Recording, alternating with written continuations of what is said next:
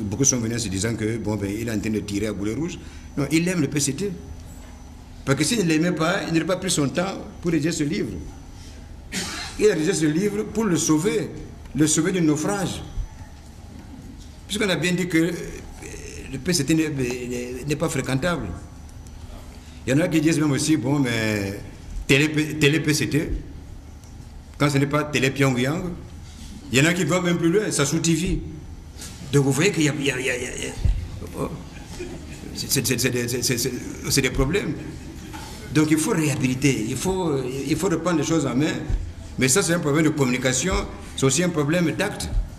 Et c'est là que je vais faire le parallèle avec le FPR, le Front Patriotique Rwandais. Parce que pendant mes voyages, j'ai discuté aussi avec eux aussi. Et tout, ils ont dit, mais ils ont reçu plusieurs fois leurs amis du PCT et ils leur ont dit toujours, attention, attention, nous, si nous continuons là, c'est parce que nous faisons pression sur le gouvernement de manière permanente pour obtenir des résultats.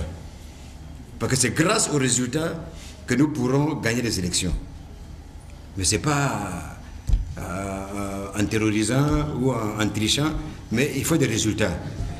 Il faut des résultats. Bon. Et au Rwanda, à Kigali, si vous allez à Kigali, vous allez voir qu'il y a un hôtel Lemigo. 4 étages, en bas ce sont c'est un centre commercial.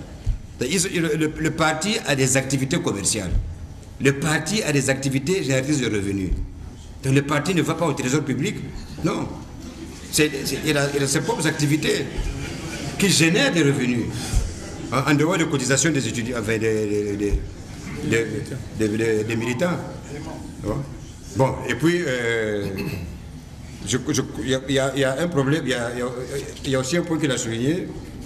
Il a parlé des partis politiques qui n'ont pour base que leurs ethnies. C'est la page 88. Bon, j'ai bien aimé ça, parce qu'il y a un concept que nous sommes en train de développer, c'est le concept d'ethno-parti. Vous savez donc, en fait, on n'a pas de partis politiques, nous avons des ethno-partis. Dans l'ethno-parti, il y a un président fondateur. Dans le parti, il y a un président qui a été élu. Dans l'ethno-parti, le président fondateur finance toutes les activités du parti à 95%. Vrai ou faux? Bon, maintenant, dans le parti, c'est les cotisations des militants qui permettent de financer les activités du parti. Troisièmement, dans les partis politiques, le ciment, c'est l'idéologie. Dans l'ethno-parti, le ciment, c'est la base ethnique. Mais il faut casser tout ça. Mais on va faire comment? Mais nous comptons sur le PCT. C'est le premier parti. C'est du PCT qui sont partis tous les autres partis. Enfin, comme ça a été souligné. Mais que le PCT donne l'exemple, qu'ils se mettent en avant, qu'ils ne se mettent pas en retrait. Nous avons connu un phénomène pendant la présidentielle, le phénomène Mokoko. Il est venu sans parti politique, sans argent, sans t-shirt. On a vu tout le monde le suivre là. Mais qu'est-ce qui s'est passé là? Mais il faut analyser. Mais est-ce que le PCT s'est assis pour l'analyser? C'est peut-être que c'est là aussi que le think tank devient important.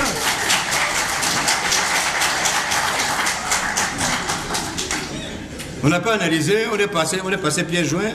Pardon. Bon, mais il faut analyser. Mais ce que j'ai retenu, c'est que le Congo est mûr pour les partis, pour les partis politiques. Grâce à ça, on a dit, ah, le Congo est mûr. Voilà un monsieur qui a pratiquement fait 80% de ses voix dans le sud alors qu'il est du nord. Donc on a changé de paradigme. Mais il faut analyser ça. Au lieu de voir ça simplement comme un épiphénomène, non. Il faut analyser. Bon. Et puis aussi même capitaliser sur ça pour dire que, ah, bon. Mais de vous à moi, je pense que c'est surtout les jeunes qui étaient en chômage, qui n'avaient pas de perspective, qui ont suivi ce nouveau Messie. Donc c'était ça en fait le problème. Bien, maintenant le messager, il est courageux. Mais est-ce qu'il était obligé de faire ça? Il n'était pas obligé de faire ça. C'est pour ça que je pense que c'est un faux procès que de voir autre chose que ce qu'il a mis là. Il y a le message et il y a le messager. Je crois que c'est le message qui est plus important que de s'attarder sur le messager. Bon, mais comme le messager, il faut quand même en parler, j'ai dit c'est un monsieur courageux. Il n'était pas obligé de faire ça. Il l'a fait. Bon, maintenant c'est à nous de voir ce qu'on peut en tirer. C'est un observateur de longue date. Il a observé, il a suivi, et puis voilà. Et il fait tout pour établir les liens entre les générations. Ah, il peut aussi penser aux générations futures. Alors, James Freeman, un Américain au XVIIIe siècle, disait la différence entre un homme politique et un homme d'État, c'est que l'homme politique pense à la prochaine élection et l'homme d'État pense aux générations futures. Mais parce qu'il pense à la prochaine élection, mais l'homme politique va distribuer, enfin, va creuser des forages, il va distribuer des kits, il va distribuer des t-shirts. Bon, mais l'homme d'État va faire des projets sur 5, 10, 15 ans, parce que les générations, c'est sur 15, 20 ans, 25 ans. Donc c'est ça, en fait, la grande différence. Donc, les préoccupations de Hugues, c'est pas l'immédiat. Il pense aux générations futures, en sachant que les générations futures, il y aura ses enfants et ses petits-enfants. Mais voilà la différence aussi qu'il y a entre nous et puis les autres. Les autres, quand ils posent des actes, ils se disent, est-ce que c'est bon pour nous maintenant? Est-ce que c'est bon pour les générations futures? Si on dit oui, oui, maintenant on peut faire. Mais nous, très souvent, on se limite à ce qui est bon pour nous dans le présent. Et on a senti aussi en lui le refus de se conformer aux réalités évidentes. Il ne veut pas entendre parler de ça, il veut combattre ça, parce que lui, il a connu d'autres réalités aussi. À son époque, il n'y avait pas de discrimination. Mais c'est aussi notre époque. On était à Cheminade, au lycée Savoyard de Brazza. On ne savait pas qu'un tel était du sud, était du nord, était du centre, était de l'est. On savait simplement qu'il s'appelle Bokiba. Il s'appelle Kinzunza, c'est fini. Et puis, on fonctionnait comme ça. Mais maintenant, on commence à faire attention. On fait attention pourquoi? Mais on a supprimé les internats. Monsieur le ministre Collier m'a conseillé dans la salle. Je crois que remettre les internats, ça va faire du bien au pays. Vous imaginez un peu, un internat au lycée de Wando qui prend des enfants de poule, dont les parents sont démunis et tout, mais ils vont grandir là-bas. Mais ils reviendront sans complexe. C'est important, les internats. C'est vrai, on les a fermés parce que les économes ne faisaient que distribuer des boîtes de conserve au lieu de...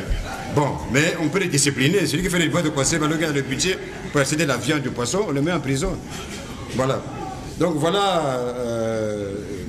Bon, pour conclure, je dirais simplement que dans les mesures que vous avez préconisées, j'ai retenu le think tank. C'est très important si nous voulons avancer dans le think tank. Et aussi, nous pouvons considérer qu'aujourd'hui, c'est votre nouvelle naissance.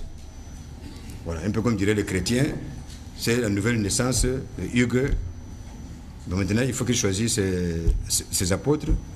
Parce que Jésus a changé le monde avec 12 apôtres. Ce n'est pas avec 1000 personnes, 1 million. C'est avec 12 apôtres. Je vous remercie.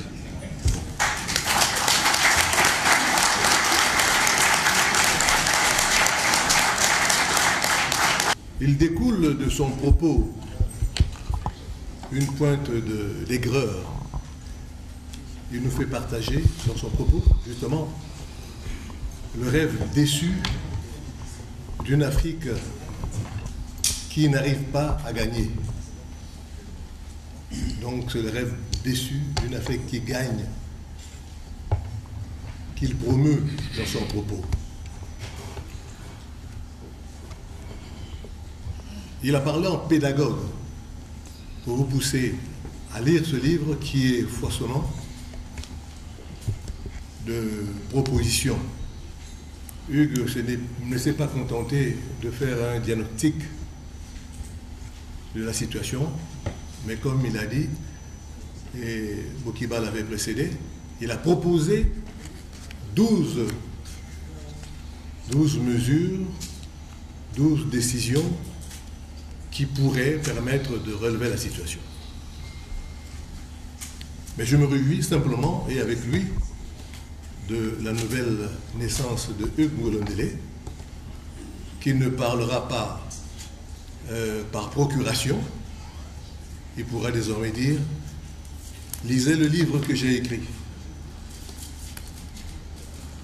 Bravo, monsieur le maire. Malonga est dans les parages. Il va encore nous lire pour édifier le public un extrait du livre de Hugues Ngolondele. On a confondu le bien-être et l'opulence, le luxe et la bourgeoisie, la richesse et l'abus de biens sociaux.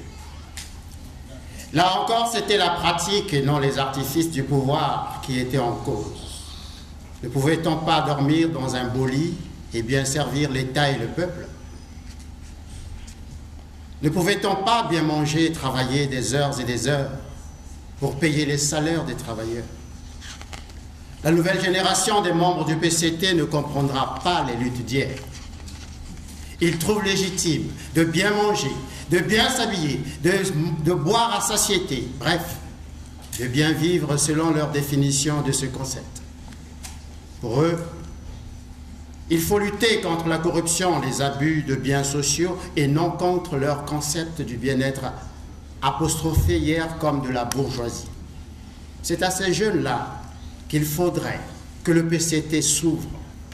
Mais avec quelle représentation des choses, des idées, des valeurs? Le PCT doit parler à de nouveaux militants qui portent des Nike, des Reebok, raffolent des téléphones portables, dernier cri, et des jeux vidéo, qui surfent à longueur de journée et s'identifient à ce mode de consommation. Il faudra, à la longue, trouver comment dire à ces jeunes que leurs aspirations seraient légitimes si et seulement si elles étaient assumées par le travail et non du mirage, de la chance et de la facilité dont la politique est le terreau. Il faudra le dire et en donner l'exemple.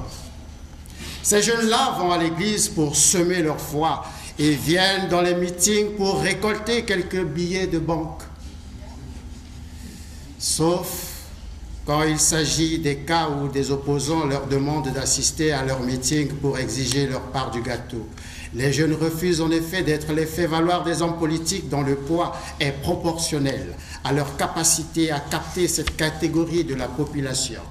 Comment leur faire comprendre que la violence et l'irrespect ne sont pas les moyens les plus sûrs pour revendiquer leur part dans la redistribution de la richesse nationale? Comment leur dire que c'est par la connaissance du fonctionnement de l'État, par l'information et le débat qu'ils peuvent mieux assumer l'exercice de leurs droits garantis par la Constitution? Comment les convaincre que c'est en travaillant qu'ils prendront réellement et sainement une part consistante dans la création de la richesse nationale et même dans sa redistribution? Comment les convaincre que l'économie de rente n'est pas une garantie pour l'avenir et que l'avenir n'appartiendra pas qu'à la jeunesse qui travaille? Comment leur faire savoir que la redistribution par le service public ne peut être qu'un complément, jamais l'essentiel? Pour moi, ce qui est à partager, ce n'est pas de l'argent, mais la chance et les opportunités. L'argent doit se gagner au bout de l'effort. Pour parler spécifiquement à ces jeunes et faire face à leurs aspirations, j'ai pensé à l'animation d'une structure légère, plus adaptée à la mobilisation de petits casseurs et de jeunes contestateurs. J'ai donc créé une association à caractère socio-culturel dénommée Ponaekolo. Je vous remercie.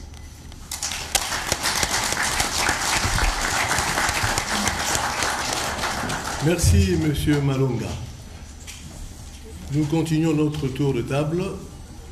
J'invite le professeur Lefoba à prendre la parole.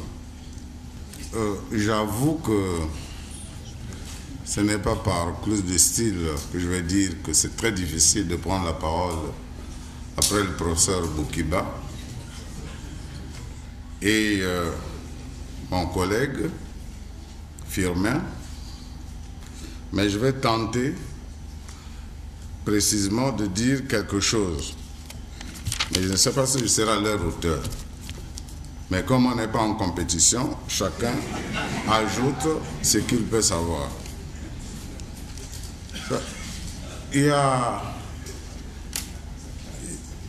Je crois qu'il y a 22 ans,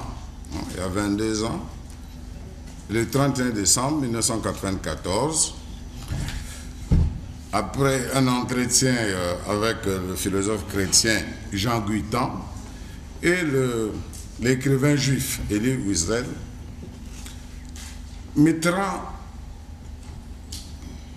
a fait un discours de fin d'année, écrit de sa propre main, que je crois aux forces de l'esprit. Qu'est-ce que ça dit?